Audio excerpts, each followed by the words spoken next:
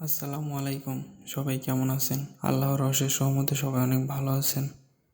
এই ভিডিওটির মাধ্যমে দেখাবো এমএস ওয়ার্ডে কিভাবে কাট কপি পেস্ট করতে হয়। প্রথমে এমএস ওয়ার্ড ফাইলটি ওপেন করতে হবে। কাট কপি পেস্ট করার সুবিধার্থে বোঝানোর জন্য কিছু টেক্সট পূর্বে থেকেই নিয়ে রেখেছি। এখানে দেখুন, কাট কপি অপশনগুলো সিলেক্ট করা যায় না।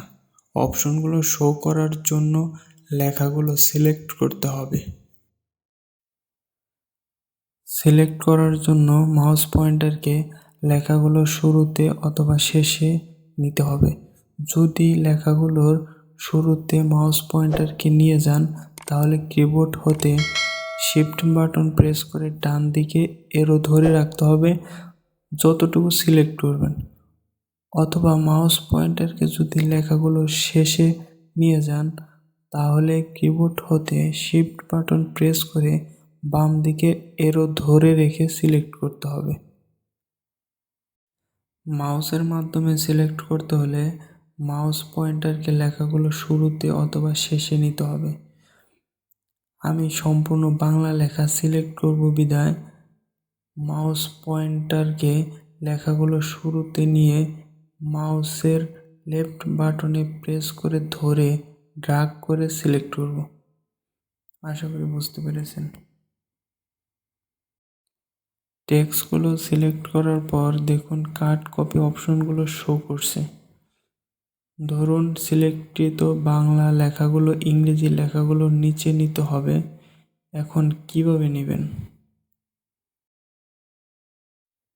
লেখাগুলো সিলেক্ট থাকা অবস্থায় লেখাগুলো কাট করতে এখানে কাট অপশনে মাউসের লেফট ক্লিক করুন অথবা কিবোর্ড হতে কন্ট্রোল বাটন ধরে রেখে এক্স বাটনে প্রেস করুন। লেখাগুলো কাট হয়েছে। এখন ইংরেজি লেখাগুলো শেষে গিয়ে মাউসের লেফট বাটনে ক্লিক করুন। এরপর কিবোর্ড হতে দুইটি এন্টার দিন এবং কন্ট্রোল বাটন ধরে রেখে ভি বাটনে প্রেস করুন। অথবা এমএস ওয়ার্ডের হোম মেনুতে এসে পেস্ট অপশনের উপরে মাউসের লেফট ক্লিক করুন।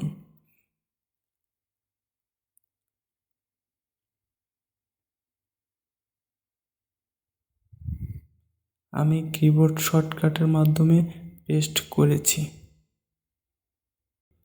এতক্ষণ শিখেছি সিলেক্ট, কাট ও পেস্টের কাজ। এখন দেখব কপি ও পেস্টের কাজ। মনে করেন ইংরেজি লেখাগুলো যেখানে আছে সেখানেই থাকবে, আবার বাংলা লেখাগুলোর নিচেও একই লেখা থাকবে। সেক্ষেত্রে পূর্বের মতোই লেখাগুলো সিলেক্ট করুন।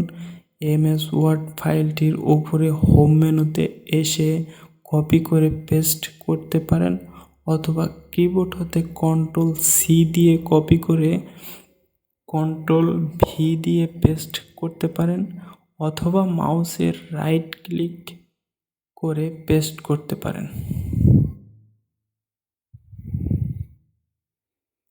ভিডিওটি দেখে উপকৃত হলে অবশ্যই ভিডিওটিতে লাইক, শেয়ার ও কমেন্টস করুন এবং সময়ের শিক্ষা চ্যানেলটি সাবস্ক্রাইব করে বেল বাটনটি অন করে রাখুন।